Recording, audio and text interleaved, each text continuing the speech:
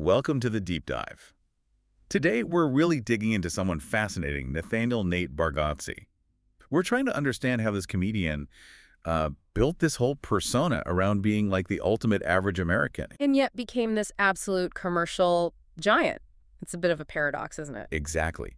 Our mission here is to use the sources we've got to decode that. How did the average guy become one of the biggest names financially in entertainment? It really is a phenomenon because the sources, they paint this picture of this, easygoing, almost self-deprecating guy on stage. Right. But behind that, an incredibly successful business operation. He didn't just find an audience. It feels more like he identified a huge untapped market and just dominated it. Okay, so let's start right there. The why now? Why are we talking about him today? It's really down to the numbers from 2024, isn't it? Oh, absolutely. The data is impossible to ignore. According to Pollstar, Billboard, the big trackers, he was the #1 highest-grossing stand-up comic globally in 2024. Number one, not just top 10, the highest. The highest. And we're not just talking about selling out clubs. This is a whole different scale. He actually set a new record in box score history. That's the industry standard for tracking live event revenue. What was the record? Largest one-year gross for any comedy performer ever. We're talking $82.2 million. Wow. $82.2 million from stand-up comedy. From stand-up. And get this, that came from 1.1 million tickets sold across 148 shows. Okay, 148 shows. That's a relentless pace. It's incredible. And, for our listeners who followed the business side, stand-up tours, they usually have a lower overhead than, say, a big music tour with huge production costs. Right, less equipment, fewer backup dancers. Exactly. So a huge chunk of that $82 million, that's going towards profit. Right. And selling 1.1 million tickets over 148 shows. Do the math. That's an average of, nearly 7,500 people per show. We're talking arenas, big venues, consistently. All the time. This isn't just hitting the major cities. It implies deep reach into regional markets, too. It shows just incredible operational efficiency and this massive nationwide demand that doesn't seem to depend on any one platform. And that kind of pace, 148 dates. Yeah. You need serious stamina, obviously, but also a brand that people trust, right? Something consistent that brings those huge crowds out again and again. Definitely. And it's not just a national thing. The connection to his home base is intense. You mentioned the Bridgestone Arena in Nashville. Yeah, April 2023. He drew 19,365 people, broke the venue's all-time attendance record. Which is amazing for any performer, let alone a comedian, in a town like Nashville that loves its music superstars. It was kind of the moment the local hero officially became, this undeniable national force. And there's that story about the chair. Right. The sources mention this anecdote, and it's really telling. After setting the record, he apparently borrowed a folding chair from the arena floor. Well, yeah, basically stole it and joked, or maybe, like you said, half-joked that he took it so nobody else could break his record because they wouldn't have enough seats. Huh. That's brilliant. It really captures something, doesn't it? Yeah. That competitive drive kind of hidden under the relaxed Tennessee guy thing. The aw shucks exterior with a winner's mentality inside. Okay, so our mission is clear. We need to trace this back. Look at the roots, the deliberate choices in his style, how he built this market, and frankly, how he turned network rejection into this record-breaking machine. Let's go chronologically. All right, part 1, Nashville roots. The foundation, born there, March 25, 1979. Raised there, very connected to the place, right? And in a devoutly Christian household. Yeah, and that environment seems absolutely key to understanding the performance side of things. His mom, Carol, worked in the ticket office for the Vanderbilt Commodores SEC Sports. Big deal locally. That's his first connection to, professional entertainment structure. His dad, Stephen Bargatze. Now his career path is something else. It really is. The sources list him as a motivational speaker, a clown, and a member of the International Brotherhood of Magicians. Wow. Speaker, clown, magician. You couldn't really script a better background for developing a certain kind of clean, crowd-pleasing performance style. Exactly.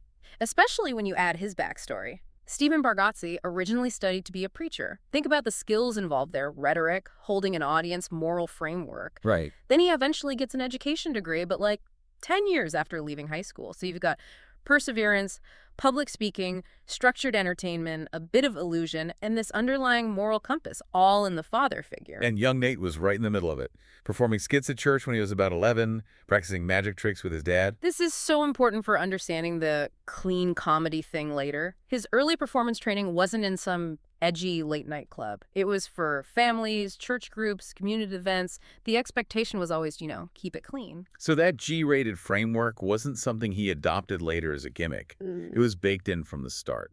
Totally. And that constraint, that choice to stick with it professionally, ended up being this huge commercial advantage down the line. But outside the family performance bubble, his own path was, well, let's say it feeds directly into that average man material.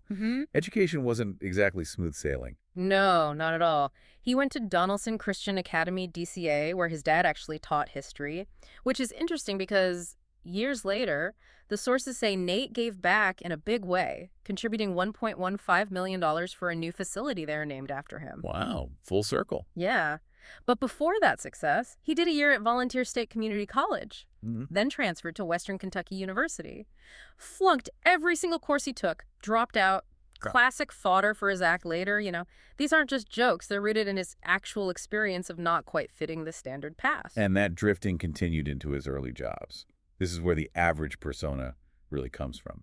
Construction. Working a cell phone kiosk inside a Walmart. Delivering furniture. Yeah. Working at Applebee's, which is where he met his wife, Laura. And then the kicker, the meter reader job. For the water company in Mount Juliet, Tennessee, that seems to be the one. The job that finally pushed him over the edge. The I gotta do something else moment. Exactly. He was a big fan of the Bob and Tom Show, the radio program. They featured comedians all the time, and that seems to have planted the seed. He finally decided, right, I'm going to try stand-up. And he quit the meter reader job along with another guy, Michael Clay, who also wanted to do comedy. What's interesting here, though, is the family reaction. Yeah, it's not the typical story of struggling artists versus disapproving parents.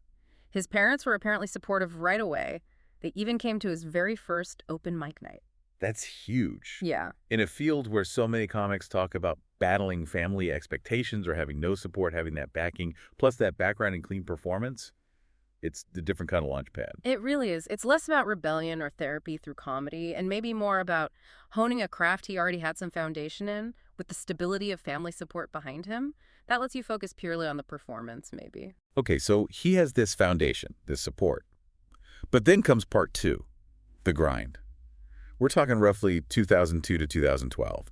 This is where he has to build the act, define the style, and just fight for stage time. Starts in Chicago, 2002. Right. And Chicago presents his first big strategic choice. He checks out the Second City, the famous improv place. The launching pad for so many huge names. Exactly. But he decides, no, not for me. He specifically chose stand-up. Enrolled in a place called Jim Roth's Comedy College. So right away, he's focusing on the solo act, the crafted monologue, not collaborative sketch stuff. Interesting. He knew his lane early. Seems like it. And while he's figuring that out, he's doing the classic comedian hustle, waiting tables, grabbing any stage time he can at Zany's Comedy Club. Then 2 years later, 2004, he makes the big move. New York City. The ultimate test, right? The proving ground. He apparently said that Jerry Seinfeld documentary, comedian. Great doc, shows the grind. Life-changing for him. A big reason he went to New York. But yeah, the reality, even tougher than the documentary probably showed. How so? Well, the sources mention him working as a barker. Standing outside the Boston Comedy Club, handing out flyers to tourists, just trying to get people in the door. In exchange for maybe 5 minutes on stage later that night. Pretty much. That's how hard it was to get noticed. And to survive. He's walking dogs, delivering packages for FedEx, just scraping by. How long did that last? The sources say it took him about a year just to get his first paying gig in New York. A whole year of playing to tiny crowds, sometimes single digits, often for free. Brutal.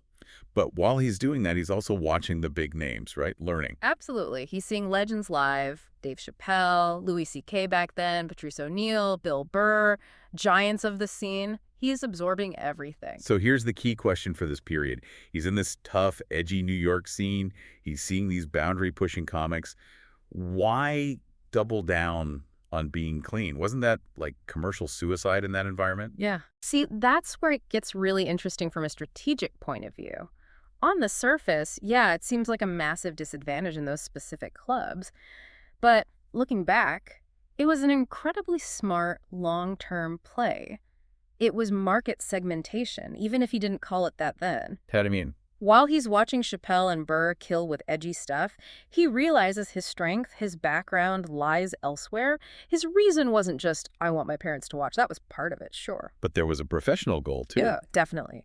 He talked about wanting the ultimate compliment to be, I didn't even notice that you were clean. Think about what that requires. The jokes have to stand entirely on their own. No shock value crutch. Exactly. The writing, the observation, the structure, the delivery, everything has to be top-notch because you're deliberately removing one tool, profanity, or edgy topics that many others rely on. And by making that choice, he instantly made himself marketable in ways those other comics weren't.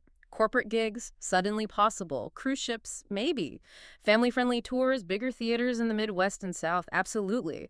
He was building a brand that could play anywhere, especially to that huge audience, often described as flyover country, that maybe felt ignored by the coastal comedy trends. And his delivery style matched that perfectly. The deadpan, the monotone. Yeah, that very understated, almost surreal take on everyday stuff. It's a style with a clear lineage. He names his influences. Seinfeld, obviously. Steve Martin. Brian Regan, another master of clean, observational humor. Bob Newhart. Bill Cosby, in terms of that storytelling style. All masters of structure and delivery, not necessarily political commentary or shock. Right, it's joke writing craft. And that focus on universal observational stuff delivered cleanly is what made his act so incredibly translatable across different demographics later on. So the grind starts paying off around 2008. Yeah. That seems to be the turning point year, according to the sources.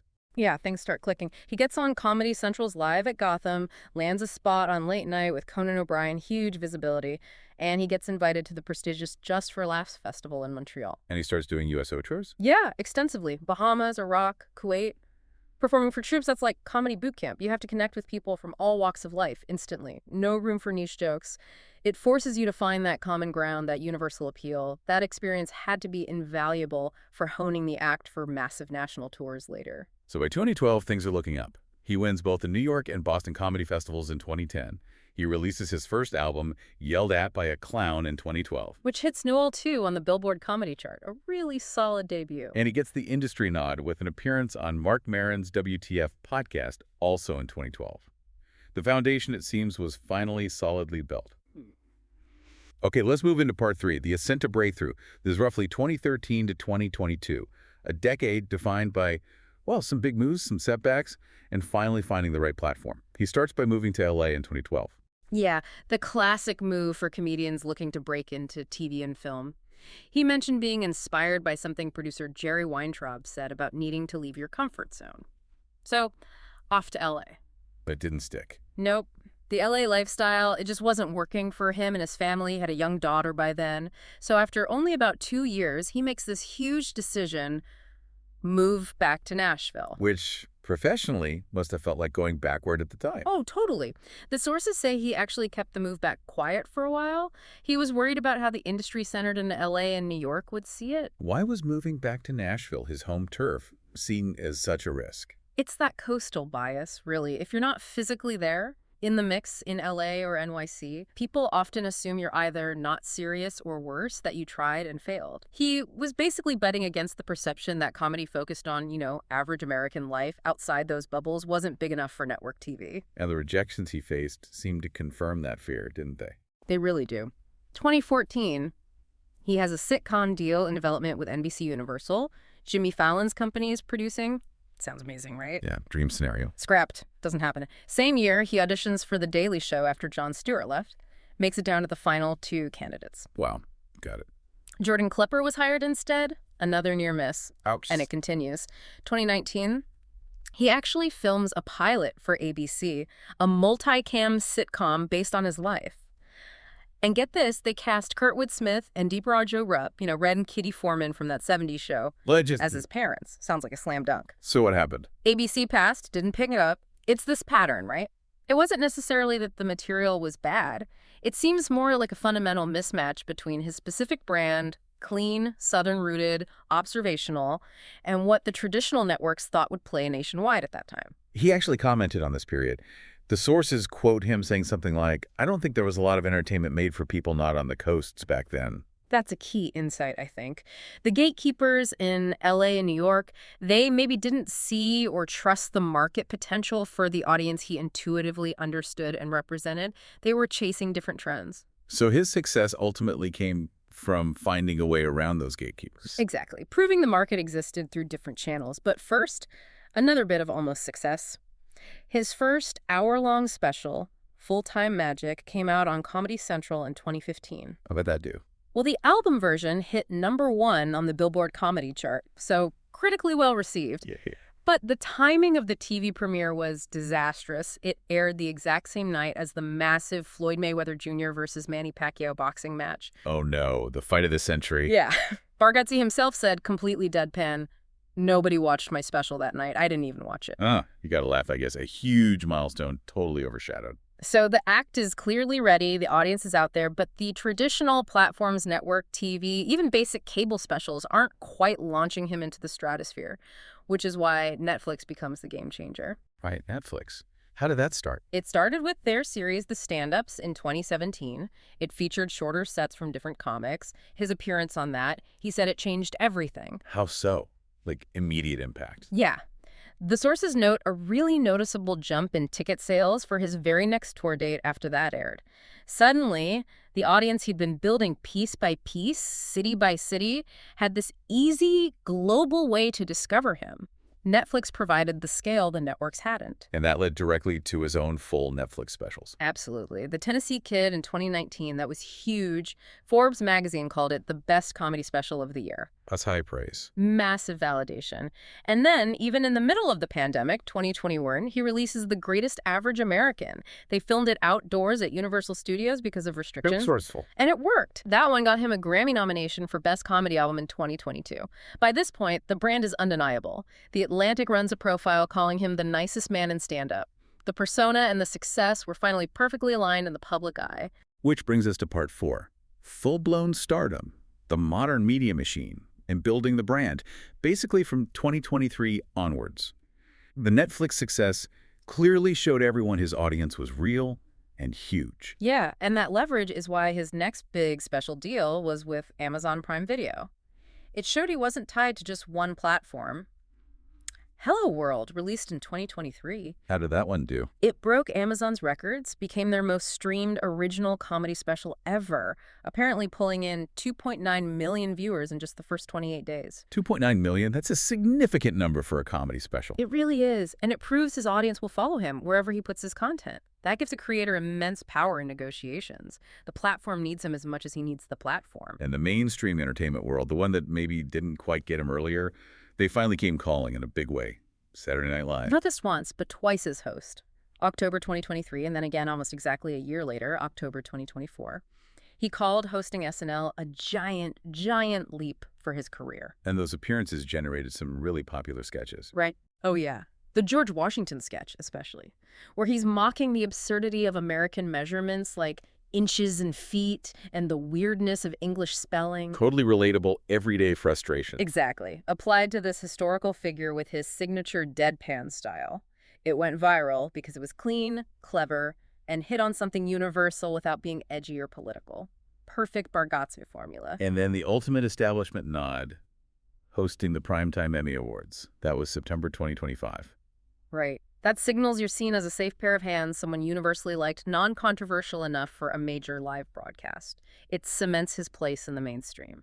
And he started getting Emmy nominations himself for his own work. Yeah, his 2024 special, Your Friend, Nate Bargatze, got nominated in 2025 for 2 big ones. Outstanding Variety Special, pre-recorded, and Outstanding Writing for a Variety Special. So the industry isn't just hiring him to host, they're recognizing the quality of his stand-up output at the highest level. Alongside all this, he's kept up direct connection with his fans through his podcast, right? The Nate Land podcast. Started in 2020, yeah. Co-hosted with fellow comics Brian Bates, Aaron Weber, and Dusty Slay. That podcast is actually a really smart part of his whole operation. How so? It's vertical integration, basically. It lets him stay connected with his core base consistently between the big specials. It reinforces the brand, the clean humor, the relatable vibe. And crucially, it provides regular, reliable, non-political content that keeps him visible and selling tickets without needing a constant stream of Netflix or Amazon specials. Smart. Now, let's talk about some of the personal choices that underpin this massive career. The sources mention he used to drink heavily earlier on. Yeah, he's been open about that, said it got very close to really damaging his career prospects. He made the decision to stop drinking entirely back in 2018. And looking at the sheer logistics of his career now, that decision seems almost necessary, doesn't it? You have to think so. Doing 148 arena shows a year, constant travel, high pressure, needing to be sharp every single night. You just can't maintain that kind of pace and consistency if you're not taking care of yourself. Sobriety for him, it feels less like just a personal health choice and more like a fundamental professional requirement to operate at that elite level and maintain that dependable, nicest man in stand-up brand. And that consistency extends to his deliberate choice not to talk politics in his act. That feels like a very conscious business decision in today's world. Oh, absolutely. He explicitly says he needs to stay in my lane. His reasoning, according to the sources, is that sharing strong opinions makes the show about me, the comedian, rather than about the audience and their shared experiences. Which, in a polarized climate, is a masterstroke for maximizing reach. By avoiding divisive topics, he ensures his comedy remains welcoming to the broadest possible audience. He minimizes the risk of alienating anyone, which is crucial when you're trying to sell 1.1 million tickets across the entire country. It's a specific strategy for universal appeal. It also relates to how he handles his faith, right? He's openly Christian, talks about living to serve God. Yeah, he says things like, I am second to God. Faith is clearly important to him personally. But he's hesitant to be labeled a faith-based comedian. Why is that? He seems worried it puts him in a box. That people might write stuff off or assume his comedy is only for a religious audience, which would limit his reach. He wants the clean comedy to be seen as a stylistic choice about broad appeal and strong joke writing, not necessarily a niche driven purely by religious doctrine. He's protecting his wider commercial viability. Makes sense.